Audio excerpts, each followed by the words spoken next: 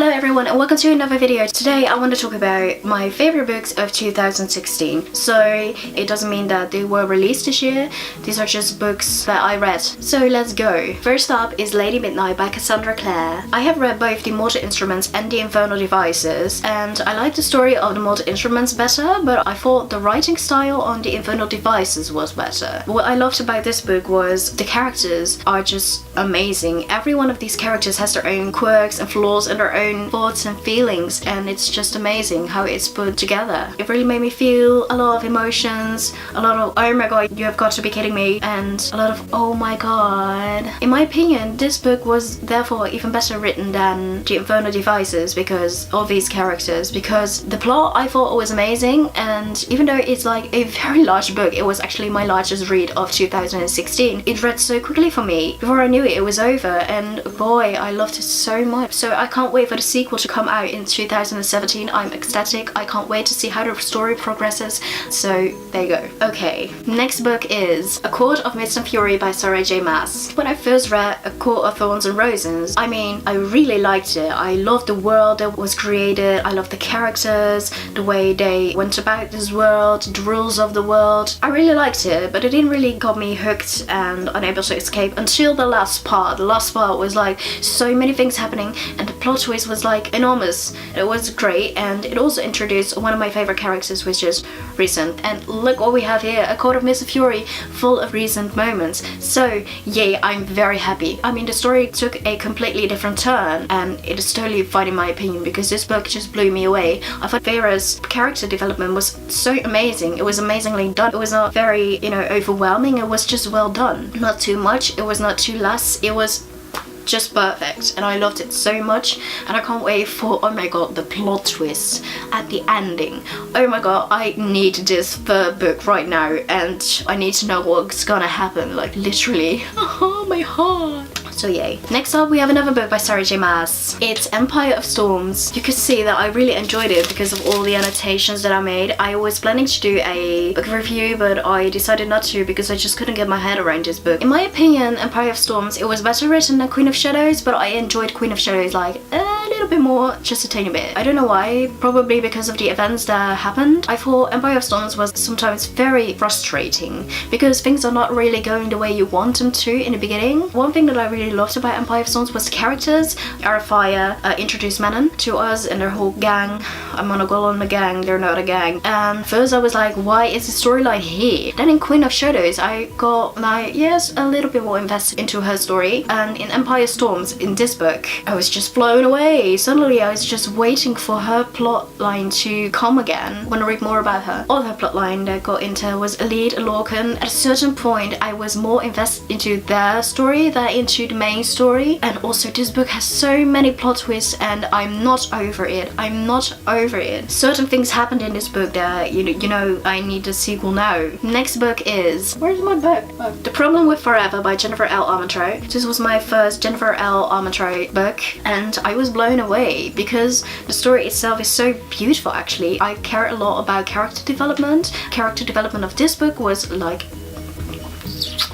great. I got really invested into the character. I really fell for her. The romance in this book, really well done. I think it's beautiful and sweet. And I thought it was overall a very touching read. So yay. Next book is The Raven King. I really enjoyed it so much. The Raven Cycle. It was an emotional roller coaster. I started off with the Raven boys, and I liked it. I loved the writing style. It was so lyrical and fantastic and really fun to read. But I didn't really get that invested into the story and the characters until the second book. The Raven King, is the ending of the series, and it really did the series justice. I really thought it was a beautiful ending, beautiful way to end things. I did think the ending was a bit anticlimactic because I expected certain things to happen, and they did happen, but it was like, oh, okay. And certain things I expected also to happen, and those things were like not happening at all. But I really enjoyed it. I thought it was amazing, so yay. Like, in my heart I wasn't ready to let go of these characters just yet, but I didn't have a choice. Oh well. Next up is Roomology by Lucy Keating. This book is in my favorite reads because it was a fast read when I needed a fast read, and the concept was so amazing, so interesting even, because it's about like a boy and a girl that not like dream of each other, but like share share a world together in their dreams. It's like they fall asleep and they dream, and in that dream they go on adventures together. And then she moves into town, and there's like a whole organization and things happening behind the dreams because it is real somehow, and it's weird and it's interesting and you should read it. I really enjoyed it. So another book that I immensely enjoyed, Tell Me Three Things by Julie Buxbaum. What I loved about this story was I really felt for the character. She's lost a mother and her father needs someone else, and they have to move to another city, which sucks. Can you imagine? Like, all her security blankets are taken away, so she loses her best friend,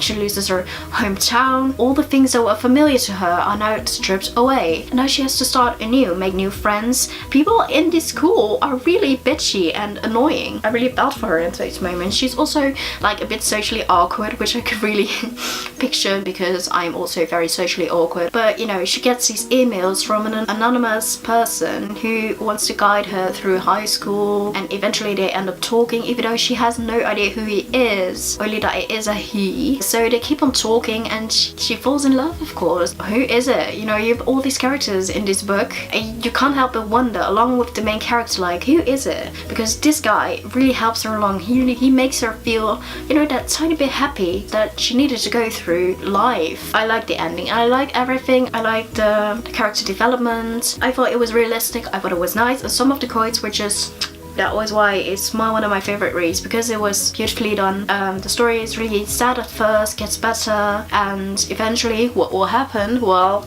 you'll just have to read it. Alright, so next book is Alice by Christina Henry. This is a more darker book than the rest of the books that I've read this year. What I really liked about this book and its sequel as well was that it had a lot of holes. There were certain things happening that weren't explained. If you don't like plot holes, then this is not a read for you. If you can get around that, can get over that, then this is maybe a read for you. If you're into creepy retellings, creepy things in general, horrible things going on, a little bit of horror, I love it. It's really dark, it's not okay. So it's about this girl Alice, and she gets out of mental hospital with someone else. Something else got out as well, and they have to go on a quest together. I'm gonna call it a quest, even though it's not technically not a quest, it's quest E, and together to find this thing, defeat it, whatever. Just the things that happen along the way are so interesting, creepy, dark, and I loved it so much. In the end, I really enjoyed the story. I love the main characters. Just go read it and see what you think. Yay. These were all of the books. They're very heavy, really heavy. Hello, they're really big as well. Ow, my shoulders. Okay.